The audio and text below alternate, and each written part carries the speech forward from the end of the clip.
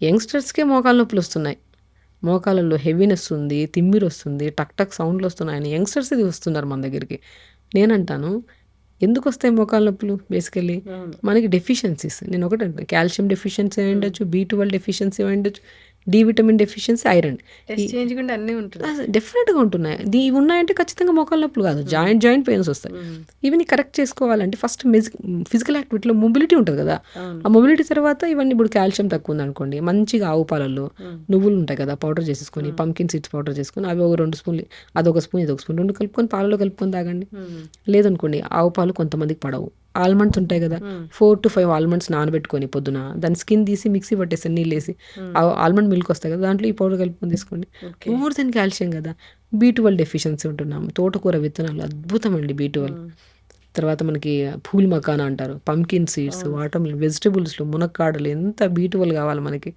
ఇంగా నేను D vitamin గురించి మాట్లాడితే పంకిన్ సీడ్స్ అన్ని నట్స్‌లో ఉంటాయి. డి విటమిన్ మాత్రం అసలు ఎవరికీ లేదు నేను మ్యామ్. అదే అంటాను. బ్రహ్మాండంగా మష్రూమ్స్ తినండి అంటాను. చాలామంది మష్రూమ్స్ తినమంటే నెలకొకసారి తినడం కూడా కష్టమే. హ్మ్. నేను మష్రూమ్స్ తెప్పించేసి మంచిగా పసుపు వాటర్‌లో కడిగి ఎండకి ఎండబెట్టి పౌడర్ చేసుకోండి. ఇడ్లీ బ్యాటర్‌లో కలపండి. దోస బ్యాటర్‌లో కలుపుకోండి. కొద్దిగా. హ్మ్. లేదంటే పాలలో కలుపుకొని తాగండి. లేదు మీకు మష్రూమ్స్ ఒకటే కాదు, నట్స్‌లో కూడా ఎన్ని నట్స్ ఉన్నాయండి. పంకిన్ ఉన్నాయి, వాటర్ మిలన్ ఉన్నాయి, ఆల్మండ్స్ ఉన్నాయి, పిస్తా ఉంది. నట్స్‌లో మనం అది కూడా అమితంగా కాకుండా మితంగా తీసుకోవాలి. అవును. మితంగా తీసుకుంటే ఏది విషం కింద కన్వర్ట్ అవ్వదు. అమితంగా తీసుకుంటే అది హెల్తీ ఫుడ్ అయినా విషమే అంటా నేను. హ్మ్. సో ఇవి నట్స్ తీసుకోండి, మష్రూమ్స్ తీసుకోండి. కొంతమంది ఫిష్ తింటుంటారు. నాన్ వెజ్ తినేవాళ్ళు ఫిష్‌లో కూడా మంచిగుంటది విటమిన్స్. హ్మ్. ఎగ్స్‌లో ఉంటాయి. వెజిటేరియన్స్‌కి అయితే ఎన్నో ఆప్షన్స్ ఉన్నాయి. వెజిటేరియన్స్‌కి అయితే వందల ఆప్షన్స్. ఇవన్నీ తీసుకుంటే అయిపోతది. ఇంకా మనము ఐరన్ డెఫిషియన్సీ అంటాం. తోటకూరలో బ్రహ్మాండమైన ఐరన్. మునగాకులో లేదు ఐరన్. అసలు ఇంత మునగాకు రోజు ఐరన్ ఐవి కోసం వెళ్తున్నారు ఇప్పుడు చాలా. అసలు ఐరన్ డెఫిషియన్సీ ఉంటే ఫస్ట్ బాడీ వీక్ అయిపోతుంది. హ్మ్. వీక్ అయిపోయి లెథార్జిక్‌నెస్ అండ్ కలర్ చేంజ్ అయిపోతది. హెయిర్ ఫాల్ బాగా విపరీతమైన హెయిర్ ఫాల్. అసలు వైట్ హెయిర్ రావడానికి కూడా iron deficiency main part. Iron deficiency ఉందంటే తోటకూర ఉంది, బచ్చల కూర ఉంది, మునగాకు ఉంది, మునక్కాడలు ఉన్నాయి. అన్నీ వెజిటబుల్స్ అన్నీ నేనేమంటానంటే వెజిటబుల్స్ తినాలన్నా భయమేస్తుంది. బయట పెస్టిసైడ్స్‌కి నేనన్నాను, ఒక పాజిటివిటీ ఉంటే అది మన చేతిలోకి వచ్చాక మేబీ ఇంకా ప్యూరిఫై అవుతన్న ఫీల్‌తోనే తింటే అవును. ఒకటి తినాలిగా అసలు మరి. మెయిన్ తినాలి. నేనేమంటానంటే మనిషికి నేచర్ నెగటివిటీ ఉండొద్దు. హ్మ్.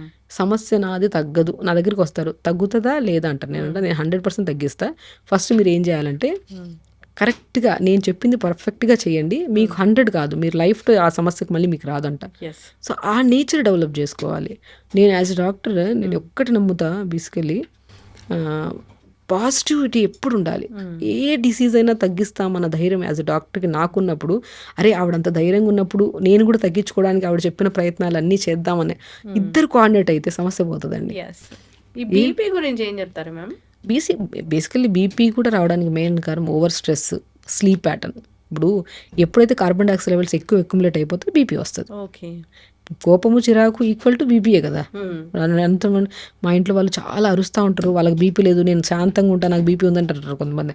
శాంతానికి, కోపానికి సంబంధం లేదు. కానీ ఎప్పుడైతే అణగదొక్కేసుకుంటారు ఆ కోపాన్ని, ఇరిటేషన్‌ని, వాళ్ళు శాంతంగానే ఉంటారు. వాళ్ళకి కూడా బీపీ వచ్చే ఛాన్సెస్ ఉంటాయి. ఓకే. కొంతమంది బయటకు షో చెప్పేస్తుంటారు. చేస్తున్నారు. సో, వాళ్ళకి బీపీ ఉండకపోవచ్చు. సో, ఈ అరవడానికి, కామ్‌గా ఉండడానికి సంబంధం లేదు. ఎప్పుడైతే మనం మోర్ ఆక్సిజన్ తీసుకుంటున్నాం, కార్బన్ డయాక్సైడ్ ప్రాపర్‌గా రిలీజ్ చేయట్లేదు, అప్పుడే వస్తాయి బీపీ. ఓకే. సో, బీపీ వచ్చినప్పుడు మనం ప్రశాంతంగా కొద్దిగా మెడ మీద తడి క్లాత్ ఏసుకోవడము, ఒక చిన్న నాప్కిన్‌ని తడుపుకొని స్క్వీజ్ చేసుకొని మెడ మీద ఏసుకోవడము. అది ఏసి 10 నిమిషాల తర్వాత తీసిన తర్వాత బీపీ చూసుకోండి. బీపీలో చాలా డిఫరెన్స్ మెడ వస్తది. మీద తడి క్లాత్. మెడ మీద. సో, ఇప్పుడు మనం పొట్ట మీద తడి క్లాత్ ఏసుకుంటే గ్యాస్ట్రిక్ ఇష్యూ. పొట్ట మీద తడి క్లాత్ ఒక టవల్‌ని న్యాచురోపతిలో బెస్ట్ థింగ్స్ అండి ఇవి. మడ్ ప్యాక్స్ అంటాము. కోల్డ్ ప్యాక్ టు అబ్డామిన్ అంటాము. వెదర్‌ని బట్టి. ఒక టవల్‌ని తడుపుకొని బాగా పిండేసుకొని పొట్ట మీద ఏసుకుంటే బ్లోటింగ్ బాగా కంట్రోల్ అవుతది.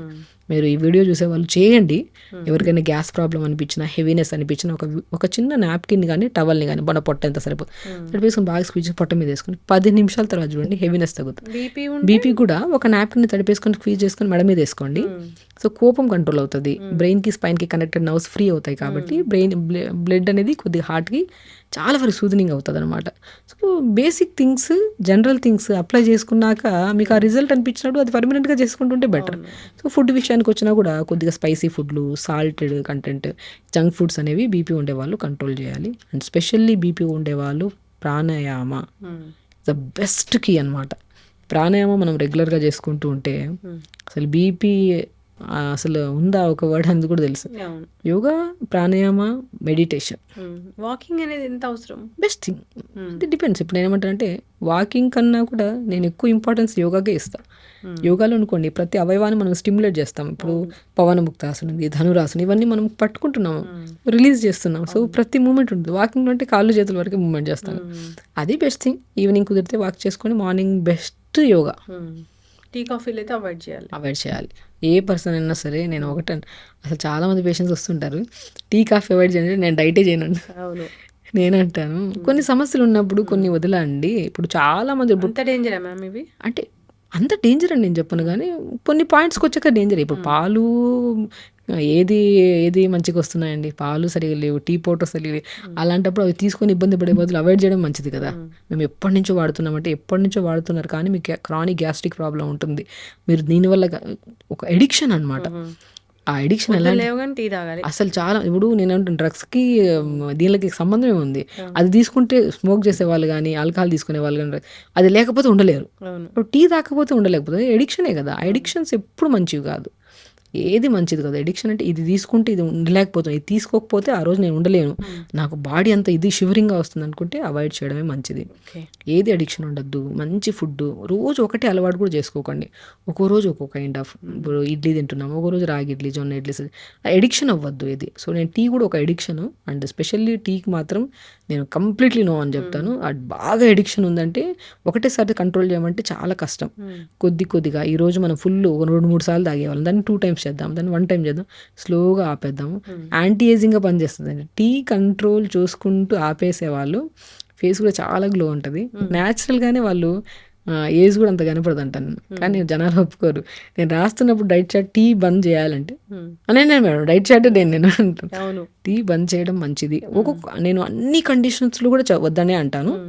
బట్ కొన్ని ఎడిక్షన్స్ ఉన్నప్పుడు స్లోగా ఆపేయడం వల్ల మీ బాడీ ఎంత ఫ్రీ అయిందో అది రెగ్యులర్ తాగే వాళ్ళకి అలవాటు అవ్వదు. అది స్లోగా ఆపండి, మీ బెనిఫిట్ తెలుస్తుంది మీకు. ఇప్పుడు థైరాయిడ్ కూడా మనం రివర్స్ చేయొచ్చా? డెఫినెట్గా రివర్స్ చేసుకోవచ్చు. బట్ థైరాయిడ్ ఒకసారి వచ్చింది, ఆటో ఇమ్యూన్ డిసీజెస్ కొన్ని ఉంటాయి, అవి ఉంటే ఉండిపోతాయి పర్మనెంట్గా. అది మనం కంట్రోల్ చేసుకుంటూ ఉండాలి.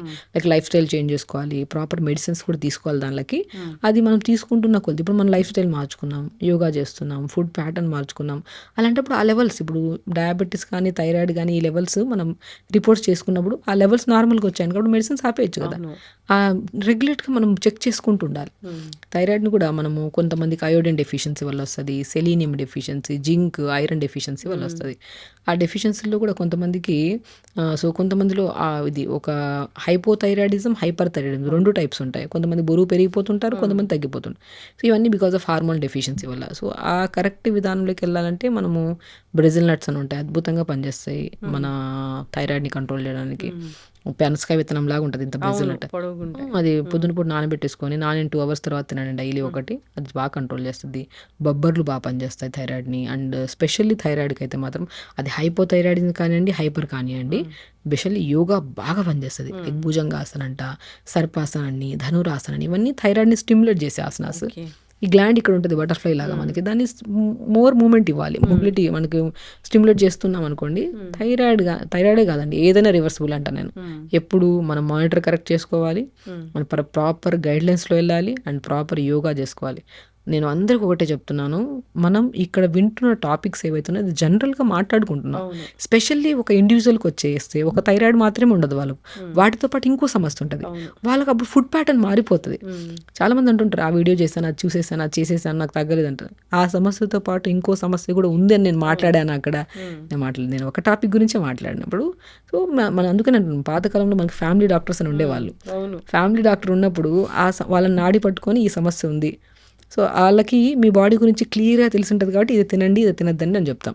సో ఇక్కడ చూసేవన్నీ వినడానికి దాని నాలెడ్జ్ కోసం చాలా మంచిది అంతే. అది అప్లికేషన్ మాత్రం మనం ఒక గైడ్లైన్స్ తీసుకొని ఖచ్చితంగా వాళ్ళని అడగాలి. మేము ఆ వీడియో చూసాము, ఇది చెప్పారు మేడం, ఇది చెయ్యొచ్చా లేదా అని ఒక్క చిన్న క్వశ్చన్ అడిగితే వాళ్ళ బాడీ గురించి ఆ డాక్టర్ క్లియర్గా తెలిసి ఉంటుంది కాబట్టి ఓకే ఇది చెయ్యొచ్చు, నీకు సెట్ అవుతుంది అని చెప్తారు వాళ్ళు. లేదనుకో దీంతో పాటు నీకు కిడ్నీ ప్రాబ్లం కూడా ఉంది కదా, ఇది నువ్వు ఫాలో అవ్వడానికి లేదని ఒక చిన్న నాలెడ్జ్. ఎగ్జాక్ట్లీ నేను అదంటా. ఏ వీడియో అయినా సరే చూడడం వరకే, చూసి అది నాలెడ్జ్ గెయిన్ చేసుకొని ఆ నాలెడ్జ్ ఏంటి మన పర్సనల్ డాక్టర్ దగ్గరికి వెళ్ళి ఒక్కసారి మనం కనుక్కుంటే సరిపోతుంది. నేను అన్నీ చెయ్యొద్దండి, అన్నీ చేసేస్తాము, దానివల్ల రిజల్ట్ రావట్లేదంటే అది ఇప్పుడు న్యాచురోపతిలో ఈ ఫుడ్స్ మంచివి కావు, అవాయిడ్ చేయాలి అంటే ఏమున్నాయి మ్యామ్ లిస్ట్? సో బేసికలీ నేను జంక్ ఫుడ్సేనండి. జంక్ ఫుడ్స్ మ్యాక్సిమం కదా 100% అవాయిడ్ చేయండి. ఒక హెల్దీ పర్సన్ ఎప్పుడైతే సరే కొద్దిగా సాత్వికంగా ఉండాలి, ఈజీ డైజెషన్ అవ్వాలి. నాన్ వెజ్ ఓకే తినొచ్చు, నేను నో ప్రాబ్లం అయింది, కానీ అది ఒక లిమిట్గా. ఇప్పుడు నేను ఏదైనా సరే వండుతున్నప్పుడు వండే విధానం కూడా మార్చుకోవాలి. ఇంతింత ఆయిల్స్ వేసి ఇంతింత మసాలాలు వేసి వండితే అది డైజెషన్ అవ్వకుండా నెక్స్ట్ డే మార్నింగ్లో హెల్దీ ఫుడ్ తిన్నప్పుడు వచ్చే మోషన్కి అన్హెల్దీ ఫుడ్ తిన్నప్పుడు, అంటే మనం ఇంట్లో వండిన ఫుడ్డే మనం అనుకుంటాం బయట తింటే కాదు కదా, ఇంట్లోనే కదా వండుకున్నాం, ఆ ఇంట్లో తిన్న ఫుడ్లో కూడా ఇంతింత మసాలాలు వేసి ఇంతింత అవన్నీ వేసుకొని వండితే నెక్స్ట్ డే మార్నింగ్ మోషనే తెలియజేస్తుంది మన వాడు, అరే ఆ స్మెల్ కానీ అదంతా. సో ఇది మనకు సెట్ అవ్వట్లేదు. ఇంట్లో వండుకున్నా కూడా కొన్ని అవాయిడ్ చేయాలి. సో వండే విధానం మార్చుకోండి. అది నాన్ వెజ్ వండినా వెజ్ వండినా సరే వెజిటబుల్స్ ఎక్కువ యాడ్ చేయండి, ఆకుకూరలు యాడ్ చేయండి. అది మీకు టేస్టీగా అనిపించకపోయినా అది హెల్తీగా అనిపిస్తే తినడానికి ట్రై చేయండి. సో మనం నాన్ వెజ్ అని నేను స్పెషల్లీ ఏం చెప్పాను, ఏది తిన్నా సరే కొద్దిగా లిమిట్గా తినండి. అది వెజిటేరియన్ అయినా నాన్ వెజిటేరియన్ అయినా ఓవర్గా తింటే ప్రాబ్లమే, అది మితంగా తింటే సమస్య ఉండదు. వండే విధానం కూడా కొద్దిగా డిఫరెంట్ ఉంటుంది, అది తెలుసుకుంటే సరిపోతుంది. ఎస్ మ్యామ్, చక్కగా చెప్పారు. చాలా చక్కటి ఇన్ఫర్మేషన్, ఒక మంచి పాడ్కాస్ట్ ఇది. అంటే జనరల్గా మనం ఎలాంటి హెల్త్ ఇష్యూస్ అనేవి ఫేస్ చేస్తూ ఉన్నాము, వాటిని ఎలా మనము కరెక్ట్ చేసుకోవాలి, మన జీవనశైలి ఎలా ఉండాలి, ఆహార నియమాలు ఎలా ఉండాలి అనే వాటికి రెమెడీస్తో పాటు చాలా చక్కగా చెప్పారు. సిరీస్ అనేది కంటిన్యూ చేద్దాం. డిఫరెంట్ డిసీజెస్, వాటికి న్యాచురోపతి వైద్యం ఎలా పనిచేస్తుంది ఏంటి అనేది చక్కటి ఇన్ఫర్మేషన్ మ్యామ్. ధన్యవాదాలు. Sir, one life lesson what medicine has taught you. Whatever you can do without expecting. But I really believe మన పాజిటివ్ యాటిట్యూడ్ ఉంటేనే మనం ఏదైనా సాధించగలం. గట్ని మనం కరెక్ట్గా డీల్ చేసినట్లయితే అది మనకి పాజిటివ్ హార్మోన్స్ని రిలీజ్ చేస్తుంది. షుగర్ వచ్చిన వాళ్ళ పరిస్థితి ఏంటి? పొట్ట దగ్గర పెరిగితే దాన్ని ఆండ్రాయిడ్ అంటారు, ఆండ్రాయిడ్ ఫోన్ కదా. అసలు థాట్స్ ఎందుకు వస్తాయి? బ్రెయిన్ డెడ్ అంటే దానికి ప్రపంచం అంతా కూడా కొన్ని నిర్దిష్టమైనటువంటి లక్షణాలు ఉన్నాయి. మానసికంగా ధైర్యంగా ఉంటే క్యాన్సర్ జయించవచ్చు. You are a doctor for a cause sir, అంతే. వాళ్ళకి వచ్చిన ఆదాయం కాకుండా ఫ్రీ సర్వీస్ ఎంతమందికో చేస్తారు.